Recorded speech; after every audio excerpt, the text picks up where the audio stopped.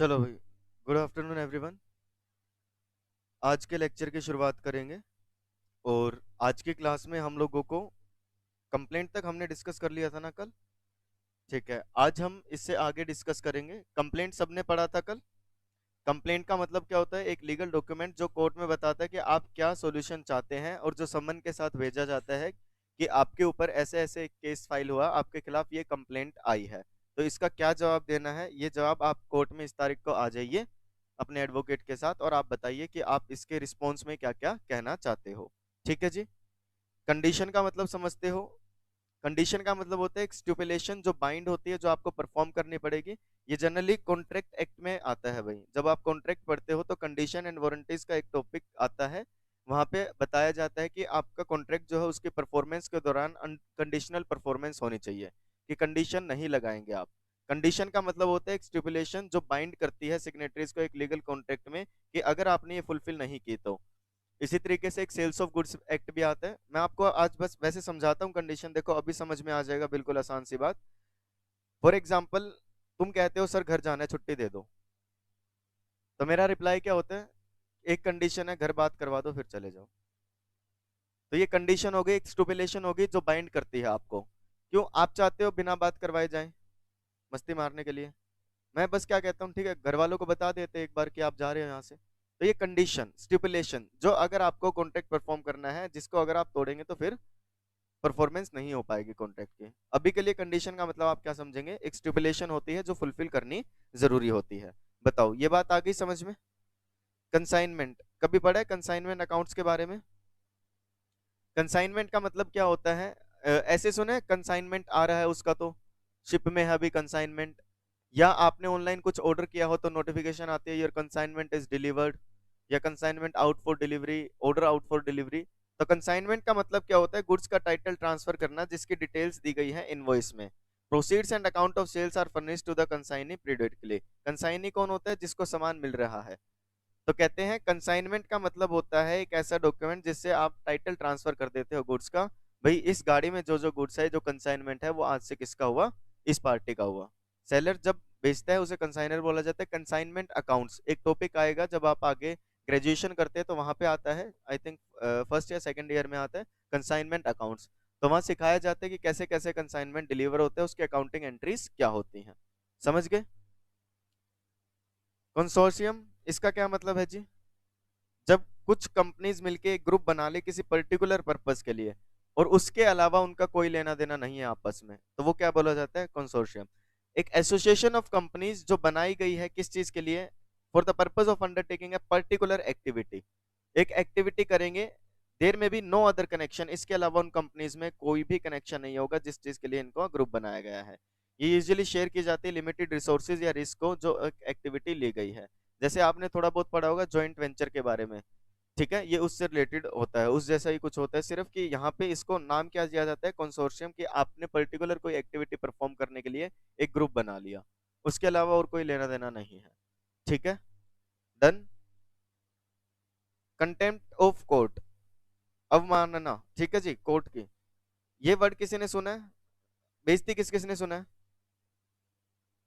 बेइज्जती करना, ये तो पता होगा सबको।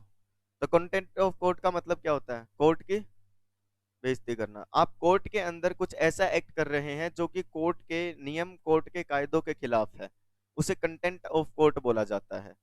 कि जज साहब आपको कुछ कह रहे हैं और आप एकदम से कह देते हो तुम बताओगे क्या मुझे? तुम अभी जज बने हो? नहीं नहीं, मैं कोर्ट में आ रहा हूँ पिछले 25 सालों से। ये क्या है?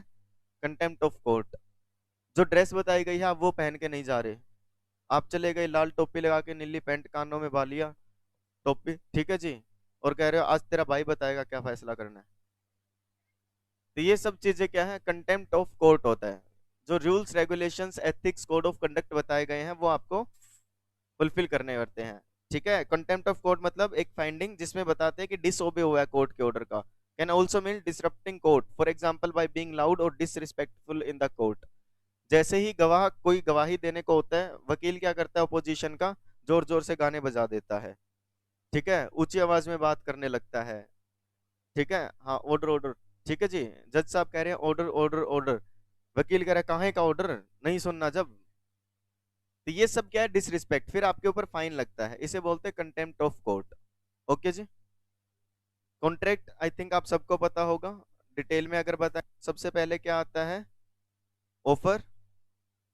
इसको जब एक्सेप्ट कर लिया जाता है तो ये क्या बनता है, प्रॉमिस बन जाता है। प्रॉमिस में अगर साथ में कंसिडरेशन हो तो ये क्या है, एग्रीमेंट है। एग्रीमेंट अगर एनफोर्सेबल बाय लॉ है, एनफोर्सेबल बाय लॉ, तो ये क्या बनता है, कॉन्ट्रैक्ट। ठीक है। Contract means every agreement which is enforceable by law. Every agreement can't be a contract but every contract must be an agreement. पढ़ लिया होगा। हाँ, एक एग्रीमेंट जो पार्टीज के बीच में होता है, लीगल ऑब्लिगेशन क्रिएट की जाती है, वो कॉन्ट्रैक्ट होता है। कॉन्ट्रैक्ट एक्ट के अकॉर्डिंग सोशल रिलेशन क्रिएट कर रहे हो तो ये कॉन्ट्रैक्ट नहीं है। कि फॉर एग्जांपल इसने बोला, विकास ने, चल कल मेरा बर्थडे है, मेरे बर्थडे पे आ जाना। मैंने बोला ठीक है आऊंगा और डांस भी करूंगा, मेरे भाई का बर्थडे है इस गाने पे। मैं आया नहीं। अगले दिन ये क्लास में आया, मुंह सूजा हुआ इसका। मैंने पूछा क्या हुआ, क्या हुआ, मेरे बर्थडे पे नहीं आए ना, कल कोर्ट में मिलना, वहां देखता हूँ आपको। तो नॉट पॉसिबल, ये कॉन्ट्रैक्ट नहीं हुआ जब तक लीगल ऑब्लिगेशन क्रिएट नहीं करना चाह रहे आप। ठीक है जी। मैंने बोल दिया तुमसे मजाक में, आप घूमने चलेंगे, घूमने नहीं गए, कोर्ट में जाके खड़े हो जाओगे। पापा ने बोला बेटा 12th में अच्छे नंबर लाना, मोबाइल दिलाऊंगा, आप अच्छे नंबर ले आए, मोबाइल नहीं दिलवाया। पापा कल कोर्ट में मिलेंगे, देखते हैं। मम्मी ने बोला बेटा घर जल्दी आ जाओ, तेरी पसंद का खाना बनाऊंगी, नहीं बनाया, मम्मी कोर्ट में ही बात होगी अब तो। नहीं, सोशल रिलेशन को वहां पे जगह नहीं दी जाती। तो कॉन्ट्रैक्ट मतलब एक ऐसा एग्रीमेंट पार्टीज के बीच में जहां लीगल ऑब्लिगेशन आप क्रिएट करना चाहते हो। पता है सबको। बाकी डिटेल में आप कॉन्ट्रैक्ट एक्ट पढ़ लोगे। कन्विक्शन, किस किस ने न्यूज में कभी पढ़ा है, इंग्लिश न्यूज अगर आपने देखी हो ये लाइन, कि वो कन्विक्टेड हो गया, एक पर्सन को कन्विक्टेड घोषित किया गया है, मतलब जुर्म साबित हो जाना। To be found guilty of committing है क्राइम, दोषी बोल सकते हो आप इसको। ठीक है। कोई क्राइम का अब कन्विक्टेड, कोर्ट ने भी मान लिया है कि आपने कोई क्राइम किया है। ठीक है, ये वर्ड्स पता होने चाहिए बेटा। कई जब आप आगे कंपनीज में जाएंगे तो वहां पे केस में आता है कि आपकी कंपनी के ऊपर चार्ज लगा है या कंप्लेंट है कंपनी के खिलाफ, कोर्ट का ऑर्डर आया है, आपकी कंपनी का एक डायरेक्टर कन्विक्टेड हुआ है। आप बोलोगे कन्विक्टेड ये क्या होता है, रुको मैं डिक्शनरी में देख के आता हूँ पहले। नहीं, पता होना चाहिए, कन्विक्टेड मतलब दोष साबित हो गया है उसके ऊपर, डायरेक्टर के ऊपर। समझ गए। कॉस्ट ये सबको पता होगा, 11th में पढ़ लिया होगा। कॉस्ट माइनस करके प्रॉफिट निकालते हैं ना, वही वाली बात है। एक्सपेंशन इन प्रोसिक्यूटिंग और defending a case in court usually does not include attorneys fees. Cost का मतलब ये भी होता है भी जब आप केस लड़ते हो ना, तो जो खर्चा लगता है। ठीक है जी। डन। कवर नोट, एक डॉक्यूमेंट जो इंश्योरेंस कंपनी इशू करती है to provide cover to the insured till a formal policy document is issued. आप आज इंश्योरेंस पॉलिसी करवा के आए, पॉलिसी का डॉक्यूमेंट तैयार होने में मान लो एक दिन लगेगा, तो उससे पहले उस बीच में कवर नोट आपको दे दिया जाता है जो रिप्रेजेंट करता है कि आपने इंश्योरेंस कंपनी से इंश्योरेंस ले रखा है, जब तक पॉलिसी नहीं हो जाती। पढ़ा था ना, जो इंश्योरेंस करता है वो इंश्योरर कहलाता है, जिसका इंश्योरेंस किया जाता है इंश्योर्ड कहलाता है, और जो डॉक्यूमेंट जिसमें सारी चीजें लिखी होती है वो डॉक्यूमेंट पॉलिसी कहलाता है। ठीक है जी। जो पर मंथ या एनुअली आप पे करते हो उसे प्रीमियम बोला जाता है। पढ़ी थी ना ये सारी चीजें। ठीक है। क्रेडिट सबको पता होगा, वैसे तो उधार मतलब होता है, लेकिन यहाँ पे क्या कह रहे हो बेटा,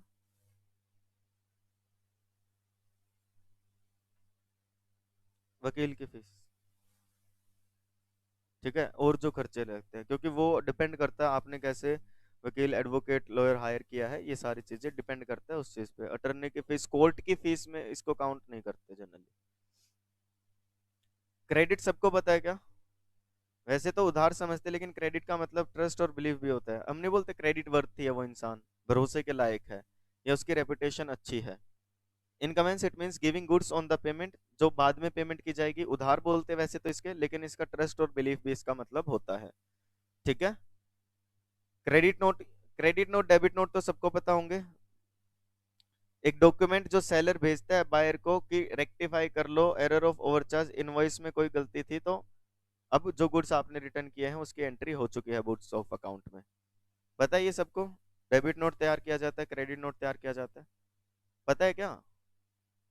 हाँ, तो काफी सारे वर्ड्स आपने पहले पढ़े होंगे वो आएंगे। क्रिजिल की फुल फॉर्म सबको पता होनी चाहिए भाई, credit rating and information services of India limited. जो क्रेडिट रेटिंग देती है, आपको बताती है, क्रेडिट रेटिंग होती है जो रिप्रेजेंट करती है कि आपकी अच्छी रेटिंग ये रिप्रेजेंट करती है कि आप समय पे लोन चुका देते हो, समय पे ब्याज चुका देते हो, ईएमआई समय पे भर देते हो। खराब क्रेडिट रेटिंग ये दिखाती है कि आप कहीं ना कहीं लोन में या तो डिफॉल्ट करते हैं, पैसा नहीं लौटाते, या समय पे ईएमआई नहीं देते हो, ब्याज नहीं भरते हो। तो एक अच्छी क्रेडिट रेटिंग होना बहुत जरूरी है अगर आप लोन लेना चाहते हो तो। इतनी बात सबको समझ में आती है क्या? ऑनलाइन स्टूडेंट्स फटाफट से वाई का रिप्लाई करेंगे, सिर्फ वाई लिख करके भेज दें अगर समझ में आता है तो। कोई डाउट है तो आप डाउट बता दें भाई। इधर से तुम दोनों को नहीं समझ में आ रहा? अच्छा, डाउट नहीं है ये कह रहे हो? हाँ फिर ठीक है। इधर से नहीं बताओगे? आ गया क्या समझ? हाँ, नहीं आया? क्या कर सकते हैं फिर? डन। लास्ट। इधर से नोट। कौन सा नोट? अभी बता देंगे। तुम क्रिसिस, ये वर्ड सुना है क्या कभी? फाइनेंशियल क्रिसिस आ गए, मंदी का दौर आ गया। अभी सुनता हूँ। क्या लिखा है? Reckless heavy short sales leading unduly to depressed prices. Price गिर गए हैं बहुत ज्यादा, ऐसी सिचुएशन होती है जिसमें governing board of the stock exchange prohibit कर देता है कि सेल्स नहीं करनी, अभी शेयर्स मत बेचो, फाइनेंशियल क्राइसिस हो गए हैं, मिनिमम प्राइस फिक्स कर देंगे, परमिट नहीं किया जाएगा इससे नीचे आप कोई सेल परचेज करे, ताकि और ज्यादा नुकसान ना हो। मंदी का दौर आप किसको बोल सकते हो? एक तरीके से जब मार्केट डूबने लगती है तो क्राइसिस वर्ड यूज किया जाता है। ठीक है जी। Cross examination, questioning by a party और the attorney of an adverse party और अ विटनेस। मैं इस इंसान को विटनेस बॉक्स में बुलाना चाहूंगा। किस लिए बुलाना चाहते हो? Cross examination. बातें यहाँ लिखी गई है, जो बोली गई है, मैं चेक करना चाहता हूँ क्या सही या गलत है। तो उसे क्या बोलते हैं? Cross examination. क्रॉस एग्जामाइन करना, उससे पूछना भाई तुम ये कहना चाहते हो, नहीं इसका ये मतलब था, नहीं। बुलाते हैं ना जज साहब, कटघरे में बुलाओ इसे। तो क्रॉस एग्जामिनेशन के लिए बुलाते हैं। सीआरआर आई थिंक सबको पता होगी, कैश रिजर्व रेशो, जो आरबीआई बताता है समय से समय कि आपको ये क्या करनी है, मेंटेन करके रखनी है, बैंक होना चाहिए। पता है सबको? करंट एसेट सबको पता होंगी, जो शॉर्ट टर्म एसेट्स होती हैं। करंट डेट सबको पता होगा, करंट लाइबिलिटीज बोलते हैं जिन्हें। पता है ना ये दोनों? Current asset current debt, current liabilities, short term debt short term liabilities. ठीक है जी। डैमेजेस, नुकसान। छोटा सा एग्जांपल देता हूं, समझना। मिस्टर ए हैं, इन्होंने मिस्टर बी को बोला कि आज से 1 महीने बाद मैं तुम्हें 5,000 रुपए पर केजी के हिसाब से सामान डिलीवर कर दूंगा। बी ने बोला पक्का कर दोगे? बोले हाँ। ठीक है, 1 महीने बाद, फॉर एग्जाम्पल एक डेट ले लेते हैं, 14 अगस्त को इसने बोला था डिलीवर कर दूंगा। 14 को इसने मना कर दिया बी को, मैं तो डिलीवर नहीं कर पाऊंगा तुम्हें। अब बी को अपना काम चलाना था, बहुत जरूरी था, इसने फटाफट से जल्दबाजी में सी से खरीदा, सामान खरीदा 5500 पर केजी। तो ये कॉन्ट्रैक्ट जो तोड़ा गया है, इसने बोला था हम कॉन्ट्रैक्ट फुलफिल करेंगे, प्रोमिसर ने कॉन्ट्रैक्ट तोड़ दिया ए ने, इससे बी को 500 रुपए पर केजी का नुकसान हुआ है ना। ये डैमेज बोला जाता है इसको, कि ये इसको डैमेज हुआ है, नुकसान हुआ है। तो ए क्या करेगा? इसको कंपनसेशन देगा। ये चीज आप कॉन्ट्रैक्ट एक्ट में पढ़ भी लोगे। समझ में आ गया डैमेज क्या होता है? नुकसान। ठीक है। और जनरली ये नुकसान अगर कोर्ट में गए तो फिर कोर्ट क्या बोलता है एक पार्टी को, कि तुम्हारी वजह से इस पर्सन का इतना नुकसान हुआ है, इसको ये नुकसान की भरपाई करो भाई। Compensation awarded by court of law for breach of contract in a civil litigation. ठीक है। किसी का कोई नुकसान होता है तो उसकी भरपाई करनी पड़ती है। आ गया ये समझ में? पूछना है? किसी को समझ में ना आए तो साथ के साथ पूछ लेना भाई, एक एक शब्द है, कोई बड़ा पैरा नहीं है। आप क्या पूछ रहे थे? किसका? कंडीशन स्टिपुलेशन मतलब एक, आप कह सकते हो शर्त, वैसे तो शर्त होता है। ठीक है, कि शर्त लगाना या कंपल्शन लगाना, कंपल्सरी इसको बोलते हैं एक तरीके से, कि ये तो करना ही पड़ेगा। जैसे कंडीशन नहीं लगा देते कि अगर आप हमारे यहाँ से बाइक खरीद रहे हो तो आपको हेलमेट लेना पड़ेगा, या इस तरीके की कंडीशंस हो गई। ठीक है। तुमने बोला मेरे को गाड़ी लेनी है, गाड़ी व्हाइट कलर की होनी चाहिए, ये कंडीशन है। अब गाड़ी तो ब्लैक की भी होती है, रेड कलर की भी होती है, आपको गाड़ी दी जा रही है, कंपनी कह रही है ले लो गाड़ी। नहीं, मेरी कंडीशन है मेरे को व्हाइट कलर चाहिए। मेरी कंडीशन है मेरे को 1 हफ्ते के अंदर डिलीवरी चाहिए। मेरी कंडीशन है कि मेरे को टॉप मॉडल ही चाहिए गाड़ी का। समझ गए अब कंडीशन का मतलब? Done. Day order securities market में जनरली इस वर्ड को यूज किया जाता है जब शेयर परचेज किए जाते हैं, सेल किए जाते हैं। एक ऑर्डर जो ओपन रहता है एक दिन के लिए, जिस दिन दिया है, अगर मैच नहीं हुआ तो ऑटोमेटिकली कैंसिल हो जाएगा। मैंने बोला कि मेरे को 1000 शेयर दिलवा देना, मेरे ब्रोकर को बोला है, ठीक है, कितने शेयर दिलवा देना टोटल? 1000 एट रुपी 10280 पैसे। इतने का अगर हो जाए तो 1000 शेयर खरीद लेना। और कभी भी शेयर पूरे दिन में 103 रुपए से नीचे नहीं आया, तो यानी कि मैच नहीं हुआ इस प्राइस पे, तो ये होता है डे ऑर्डर। ओपन रहेगा जब तक मैच ना हो जाए। ठीक है जी, आ गई ये बात समझ में? डिवेंचर्स सबको पता है, मैंने पूरा समझाया था अच्छे से।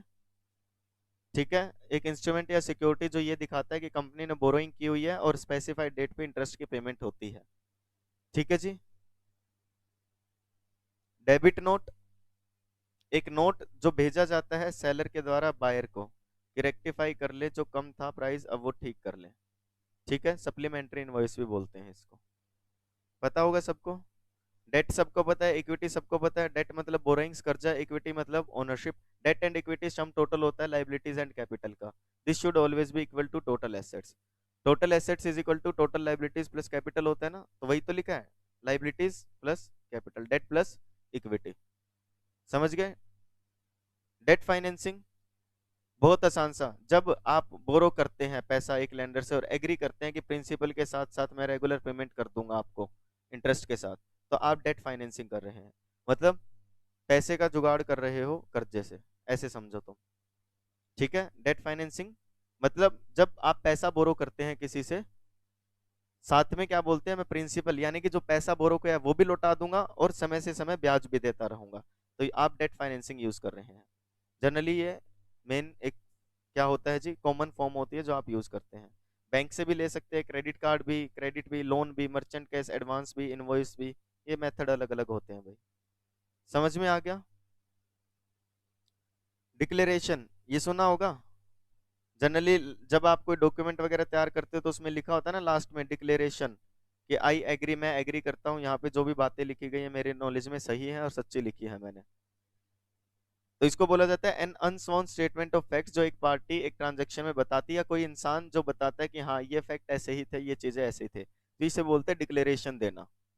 ठीक है, जब आप अपना फॉर्म फिल करेंगे आईसीएसआई का, तो वहां पे भी डिक्लेरेशन आती है, वहां पे लिखा होता है कि आई एग्री टू द सारी इन्फॉर्मेशन जो मैंने प्रोवाइड की है वो बिल्कुल सही दी है, कुछ भी झूठ मैं नहीं बोल रहा हूँ, कल को इसमें कुछ झूठ मिलता है तो मैं लायबल होऊंगा इस चीज के। ये जनरली डिक्लेरेशन बोलते हैं इस चीज को। डीड आप सबको पता होगा, पार्टनरशिप डीड होती है जैसे एक डॉक्यूमेंट जो साइंड होता है, सील्ड होता है। ठीक है, delivered by the person making the deed. ठीक है, कुछ तैयार करना, कुछ लिखित में होना, उसे डीड बोला जाता है, कि मेरी विल है, विल बनाते हैं ना कि डेथ के बाद ऐसे ऐसे सारी चीजें डिस्ट्रीब्यूट की जाएगी, तो डीड एक लीगल डॉक्यूमेंट होता है भाई। आ गया समझ में?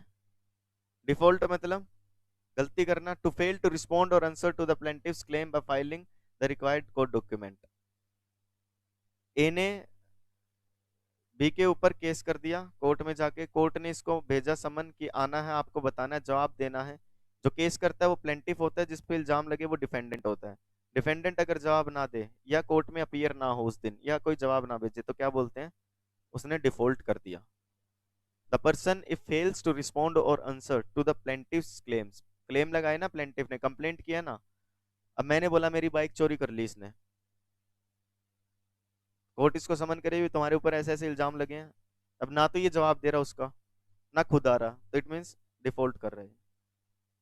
डिफेंडेंट मैंने पहले ही बता दिया था, मैंने केस किया इसके ऊपर, मैं प्लेंटिफ हूँ, अब ये बचेगा ना, डिफेंड करेगा खुद को। जज साहब ये इल्जाम झूठे हैं जो मेरे ऊपर लगाए गए हैं, मैं भोला भाला सा बच्चा हूँ, मेरी शक्ल देखिए, आपको लगता है मैं ऐसा कर सकता हूँ? तो ये डिफेंडेंट होता है। The person who is given court papers also called a respondent, criminal cases में जिसे अरेस्ट या चार्ज किया गया है, इल्जाम लगा दिया इसने कत्ल किया है, तो अब वो क्या है, वो डिफेंडेंट है, वो क्या बोलेगा, नहीं मैंने कत्ल नहीं किया। क्या बोलता है चोर, मैंने चोरी नहीं की। तो क्रिमिनल क्या बोलेगा, मैंने क्राइम नहीं किया। हम जनरली क्या कर लेते हैं, जज जज कर लेते हैं पहले से ही।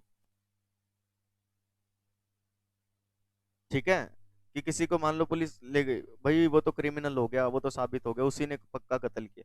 अरे केस चलने तो दो, प्रूव तो होने दो, कन्विक्टेड तो घोषित हो वो पहले, फिर बोलो ना कि हाँ इज अ क्रिमिनल। अभी तो उसके ऊपर एलिगेशन लगी है, एलिगेशन तो कोई भी किसी के ऊपर, जरूरी थोड़ी है वो सारी ट्रू हो। ठीक है जी। क्या? Dematerialisation, conversion of debentures from electronic form या सिक्योरिटीज पेपर और सच है। डीमेट पढ़ा था ना 12th में। डीमेटलाइजेशन मतलब फिजिकल से डिजिटल में कन्वर्ट करवाना, डिजिटल से वापस फिजिकल में करवाओगे, रीमेटेरियलाइजेशन बोला जाता है इसे। ठीक है जी। शेयर सर्टिफिकेट्स हैं आपके पास फिजिकल, ये कागज की फॉर्म में, इन्हें आप डीमेट फॉर्म में कन्वर्ट करवा रहे हो, इलेक्ट्रॉनिक फॉर्म में। जैसे करेंसी होती है, एक तो आपके पास 100 का नोट है, वो क्या है फिजिकल, आपके बैंक अकाउंट में 100 रुपए पड़े वो डिजिटल, तो कह रहे फिजिकल से डिजिटल में कन्वर्ट करवाना, सिक्योरिटीज को, शेयर्स को, डिवेंचर्स को, डीमेटेरियलाइजेशन, और वापस से उसमें करवाना रीमेटेरियलाइजेशन। ये हम 12th में भी पढ़ लेते हैं। कट गया था क्या ये चैप्टर भी? बचा कौन सा था मेरे को ये बताओगे कभी?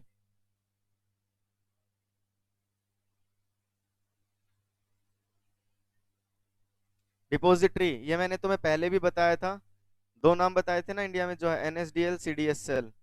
कल भी बताया था एडीआर जीडीआर बताते हुए। ये वो ऑर्गेनाइजेशन होती है जो अपने रजिस्टर्ड मेंबर्स के थ्रू काम करती है। इनके जो रजिस्टर्ड मेंबर होते हैं इसे डीपी बोला जाता है, व्हाट्सएप वाली डीपी नहीं, डिपॉजिटरी पार्टिसिपेंट्स इनको बोला जाता है। ये रिकॉर्ड रखते हैं किस इंसान के पास कितनी सिक्योरिटीज, इलेक्ट्रॉनिक फॉर्म में इसका रिकॉर्ड रखा जाता है। Transaction in such shares are recorded immediately, depository participant record करते हैं अकाउंट्स जो होते हैं शेयर होल्डर के। जो डीमेट अकाउंट खुलवाते हो ना आप भी, कौन करेगा? डीपी के पास आपको जाना होता है। कंपनी सीधे सीधे शेयर्स इनको दे देती है, कंपनी के रजिस्टर के अंदर एनएसडीएल सीडीएसएल का नाम लिखा होगा। एनएसडीएल के पास डिपॉजिटरी पार्टिसिपेंट होंगे, इसके पास अलग अलग क्लाइंट होंगे इनके। ठीक है। हाँ जी। नेशनल सिक्योरिटीज डिपॉजिटरी लिमिटेड और सेंट्रल डिपॉजिटरी सर्विसेज लिमिटेड।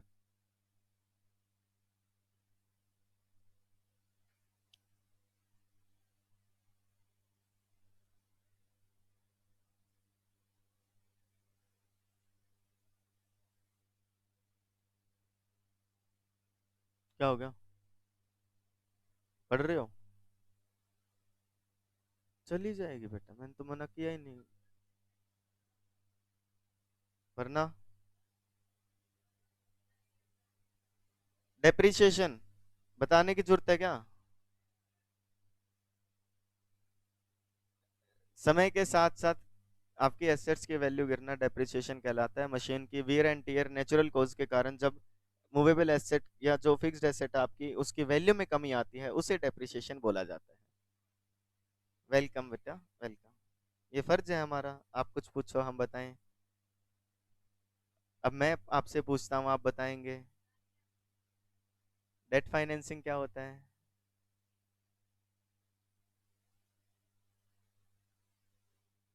मतलब है ना, मतलब ही इंसान।